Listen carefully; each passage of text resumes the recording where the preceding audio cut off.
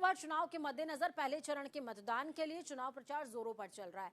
राजस्थान में जहां बीजेपी जीत का दम भर रही है, तो वहीं कांग्रेस जीत का दावा भी कर रही है। इसी बीच राजस्थान सरकार में सामाजिक न्याय एवं अधिकारिता मंत्री अविनाश गहलोत से हमारे वरिष्ठ सहयोगी प्रशांत शर्मा ने खास बातचीत की है, सुनिए।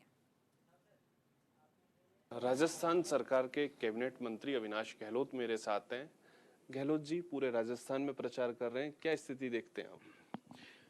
देखिए, लोकतंत्र के इस चुनावी मौसम में, चुनावी उत्सव में राजस्थान की जनता नरेंद्र मोदी जी के साथ है। पिछले 10 साल में विकास के मॉडल को, विकास के आयाम को देखकर और नरेंद्र मोदी जी के भ्रष्टाचार मुक्त शासन को देखकर, सुशासन को देखकर जनता इस बात के लिए निश्चित है, इस बात के लिए उन्होंने तय कर लिया कि हम नरेंद्र मोदी को 25 की 25 सीटें जिताकर तीसरी बार यशस्वी कार्यकाल के लिए चुनने जा रहे हैं। तीसरी बार कार्यकाल के लिए चुनने की आप बात करते हैं, आज मैनिफेस्टो भी जारी हुआ है, उस बारे में आप क्या कहेंगे? देखिए, भारतीय जनता पार्टी ने पिछले कई वर्षों से चुनाव से पहले अपना मैनिफेस्टो जारी किया है। विभिन्न राजनीतिक दलों ने भी अपना चुनाव से पहले एजेंडा मैनिफेस्टो जारी करती है, लेकिन भारतीय जनता पार्टी दूसरे राजनीतिक दलों में इतना ही फर्क है, हम मैनिफेस्टो को चुनाव के बाद में अपना नीतिगत दस्तावेज बनाते हैं और जो घोषणाएं, जिन वादों को हम लोग चुनाव से पहले इस घोषणा पत्र में शामिल करते हैं, और इस बार भी लगभग 15 लाख के करीब हमारे पास में सुझाव आए हैं घोषणा पत्र में किन चीजों को शामिल किया जाए। पूरे देश भर से भारतीय जनता पार्टी ने तमाम लोगों से चर्चा के बाद में, उन सुझावों पर अमल करने के बाद में एक ऐसा दस्तावेज तैयार किया है जिस पर निश्चित ही मोदी जी के तीसरे कार्यकाल की सरकार उस चुनावी वायदों को पूरा करेगी और घोषणा पत्र को पूरा करेगी। यूसीसी को हमने इसमें बोला है, बिजली का बिल जो पीएम सूर्यघर योजना को लाकर, सोलर एनर्जी के अंदर हम लाकर घर के बिजली का बिल को जीरो करने का प्रयास हम लोग करेंगे।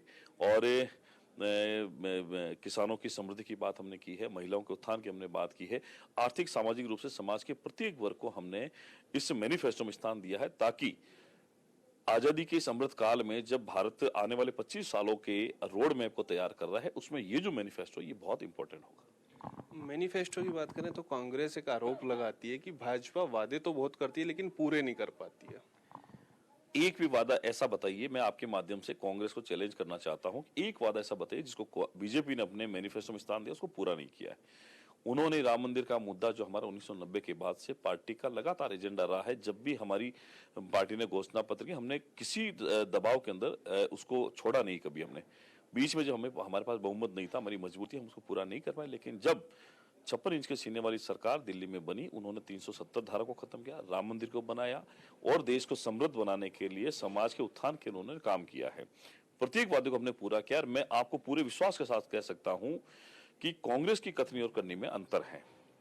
आप कांग्रेस के घोषणा पत्र को देखिए, बीजेपी के घोषणा पत्र को देखिए। कांग्रेस का जो घोषणा पत्र है, ये मुस्लिम लीग के एजेंडे को भारतीय जनता पर थोपने का काम करेगी। ये मुस्लिम लीग का एजेंडा है और मैं सोचता हूं कि देश के प्रधानमंत्री जी ने ठीक कहा है कि ये परिवारवाद और तुष्टीकरण की राजनीति के कारण कांग्रेस का ऐसा हाल जो हुआ है। और ये भी बात तय है कि इस बार लोकसभा चुनाव में सबसे करारी हार अगर किसी पार्टी की होगी, कांग्रेस की होगी, विपक्ष की होगी, क्योंकि इन्होंने देश की जनता के साथ में जो खिलवाड़ किया है, जनता के साथ में अन्याय किया है। घोषणा में वादे बहुत करते हैं, लेकिन वादों को पूरा नहीं करने का काम कांग्रेस ने किया। मोदी जी तो कहते हैं वो करते हैं, यही मोदी मैजिक है, मोदी की गारंटी है, इसलिए देश की जनता, प्रदेश की जनता मोदी जी पर भरोसा करती है। कैमरामैन वीरेंद्र नेगी के साथ प्रशांत शर्मा, न्यूज इंडिया, जयपुर।